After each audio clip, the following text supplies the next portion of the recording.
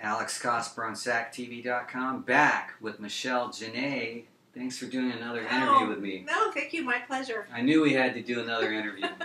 We've got lots to talk about. That's this right. won't be the last time That's either. So you run the IndieTimes.com. You're on HotMix106.com. And I want to ask you, since you've dealt a lot with indie music, what do you think needs to happen with indie music to make it more powerful for Sacramento and beyond? Wow, for Sacramento and beyond. First of all, the indie artist has to know what their end goal is. Obviously, having the right people in the band is a great place to start, and that's hit and miss. Chemistry. That's hit and miss, and sometimes it takes a while. But to have a vision, do you just like to get together and jam, or do you have a vision for the type of music that you want to play? I have some friends, and their music is called Junkyard, or their band is called Junkyard Academy. I know them. Yes. I like their music. Geek pop. Yeah. They've got it down. They've got their brand. They've got their look. The Kimberly Trip is another example. Another great friends of mine. They know what they Jeffrey play. Prince. Yeah, they've got a great look. They put on a show. Great storyteller songs. Yes. Stillwood Sages. Oh my gosh, their music, the story in those songs and the soul. I mean, those are very, very different genres just right there. But they're great musicians, and they have a theme. They know how to bring it to the stage, live music.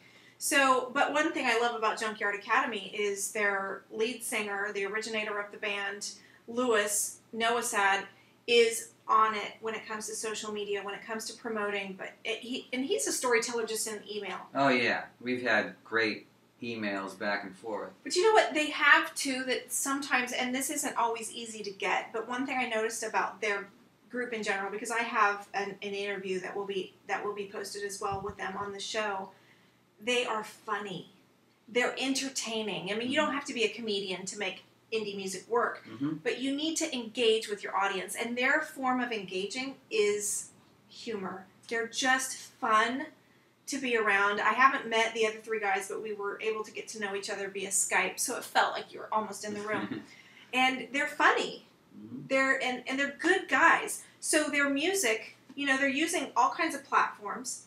They know what they're doing. They know their chemistry works, and they did admit that took a long time to find.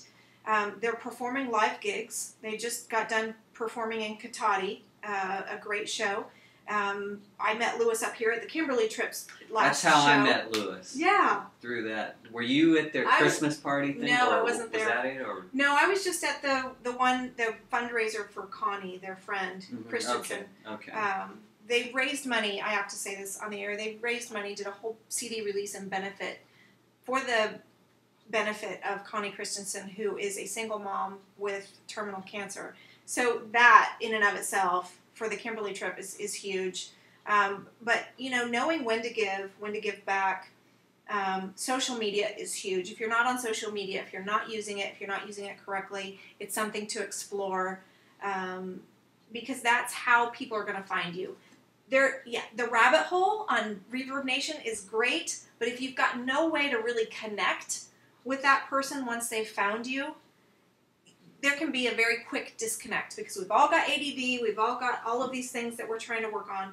So the connection has to go beyond the music now. Your track has to be killer, but then you have to be able to go, hey, how you doing? Thank you for listening. Thank you for listening. That gratitude goes so far. In fact, when I source music for my show, I look at how they behave online. Okay. Because my fans become their fans. And it's a snowball effect. Yeah, so I would think, you know, if one of my fans went to a live show and was dissed in some way, I would feel responsible for that. And they might come back to me and go, yeah, you know, you recommended this show, and it was really just, you know, and then I'm like, oh, sorry. Not that I'm not going to make mistakes, but I really think that that's important when the band members, when the music, when the experience, when it's real and from here, when it's from the heart. And you know, we could talk for hours and weeks and years on what it would take to lift the indie music industry, but I think that's primary. It's kind of like the audience is making it happen as much as the artist, to a degree, like with Twitter. How important is Twitter for an artist? Twitter is so important. It is so important. Facebook is great, but Facebook has controls on who can see your posts. And even to get likes outside of your specific friend list is difficult. I mean, you might have 10, 20% of your friends that actually like your page because they've got other interests. And you shouldn't expect all your friends to like your page, but go to Twitter and start relating with people and say, hey, you know what? Lewis gets likes all the time, I'm sure, just because he's engaging. Check them out, facebook.com/Junkyard Academy. You know, like their page. Tell them Michele Jennae sent you. Michele, that's amazing information. Thanks for talking with me about the indie scene, and I look forward to more interviews with you in the future. Yes, absolutely. Thank you, Alex.